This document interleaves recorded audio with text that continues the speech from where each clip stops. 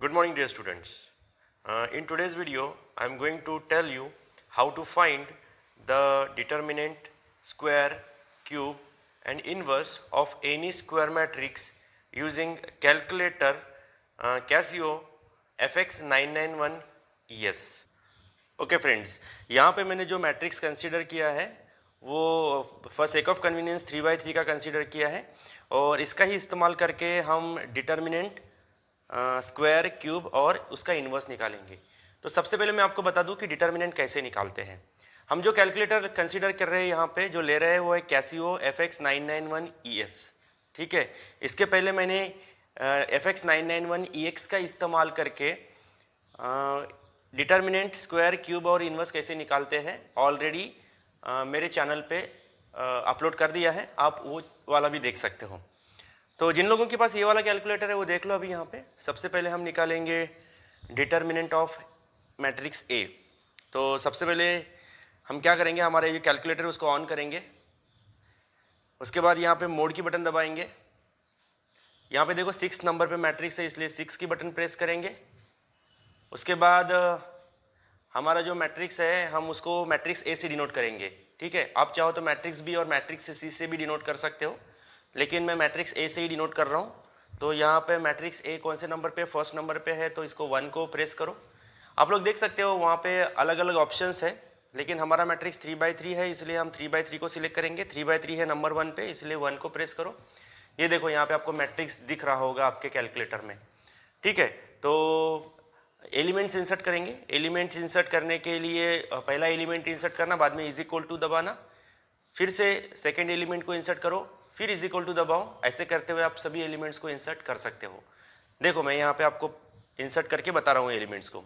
1 is equal to 3 is equal to 3 is equal to 1 is equal to 4 is equal to 3 is equal to 1 is equal to 3 is equal to 4 is equal to.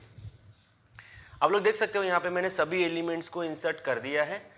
यहाँ पे आप 2-3 बार इस is equal to के button को press कर दो। फिर एक काम करो, ये शिफ्ट की बटन दबा के यहाँ पे RCL की बटन है वो RCL की बटन को प्रेस कर दो। ठीक है, तो इससे क्या होगा ना, ये जो आपका मैट्रिक्स है ये आपके कैलकुलेटर में सेव हो जाएगा। उसके बाद AC की बटन दबा के आप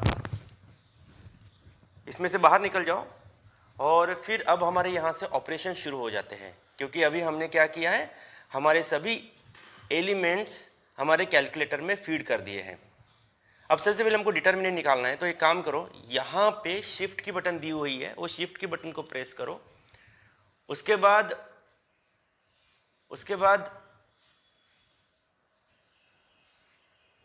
ओके, यहाँ पे 4 की बटन है, 4 की बटन को प्रेस करो। तो मुझे निकालना है डिटर्मिनेंट। ये देखो नंबर 1 पे हमने डिटर्मिनेंट लिखा हुआ है, मुझे निकालना है determinant, that is determinant of matrix A. तो आप लोग देख सकते हो कि कौन से नंबर पे डिटर्मिनेंट दिया हुआ है, 7वें नंबर पे है, तो 7 को प्रेस करो। यहाँ पे लिखो DET और ब्रैकेट आया हुआ है, तो यहाँ पे ब्रैकेट में हमें क्या करना है, मैट्रिक्स ए चाहिए, क्योंकि डिटर्मिनेंट तो उसी का निकालना है। तो फिर से एक बार शिफ्ट की बटन दबाओ, ठीक है, और फिर से 4 की बटन दबाओ। जैसे आपने ये कर दिया तो आपको वहाँ पे मैट्रिक्स ए दिख रहा है 3rd नंबर पे, तो 3 को प्रेस कर दो और ये वाला ब्रैकेट कंप्लीट कर दो और इज इक्वल टू की बटन दबाओ, तो आपको उसका वैल्यू मिल जाएगा। ये देखो यहाँ पे उसका वैल्यू लिख के आया हुआ है। ठीक है, तो this is what the value of determinant of matrix A, आप यहाँ पे उसको लिख सकते हो। ठीक है, सेकेंड आपको क्या फाइंड आउट करना है, सेकेंड आपको करना है ए स्क्वायर। ए स्क्वायर का मतलब क्या होगा, मैट्रिक्स ए इंटू मैट्रिक्स ए। एक काम करो, पहले AC की बटन दबा के यहां से बाहर निकल जाओ। यहां पे आप लोग देख सकते हो MAT लिखा हुआ है, इसका मतलब है कि ये जो एलिमेंट्स है अभी भी आपकी मैट्रिक्स में स्टोर है। जब तक आप इस कैलकुलेटर को यहां से ऑफ नहीं करते हो तब तक, ये देखो यहाँ पे जब तक ऑफ नहीं करते तब तक ये एलिमेंट्स आपके कैलकुलेटर में सेव ही रहेंगे। ठीक है, तो चलो हम सेकेंड ऑप्शन निकालते हैं, यहाँ पे ए स्क्वायर निकालते हैं, मतलब मैट्रिक्स ए इंटू मैट्रिक्स ए। तो क्या करना है, शिफ्ट की बटन दबाओ, फिर से 4 की बटन को प्रेस करो। तो 3rd नंबर पे मैट्रिक्स है इसलिए 3 को प्रेस करो वहाँ पे मल्टीप्लिकेशन चाहिए, इसलिए मल्टीप्लिकेशन की बटन दबा दो, फिर से शिफ्ट दबा के फिर से 4 की बटन दबाओ और फिर से 3 को सिलेक्ट करो, तो आप यहाँ पे देख सकते हो matrix A into matrix A आ चुका है। अब यहाँ पे इज इक्वल टू दबाओ, जैसे ही आप इज इक्वल टू दबाओगे तो आपको यहाँ पे आपका आंसर मिल जाएगा। तो लिख लो यहाँ पे क्या मिला है, 7, 24, 24, 8, फिर यहाँ पे है 28 और यहाँ पे 27, बाद में यहाँ पे है फिर से 8, यहाँ पे 27 है और यहाँ पे 28 है। सो इस तरीके से हम किसी भी मैट्रिक्स का स्क्वायर ले सकते हैं। फिर उसके बाद अगर मुझे क्यूब निकालना है तो यही प्रोसीजर 3 टाइम्स फॉलो करो।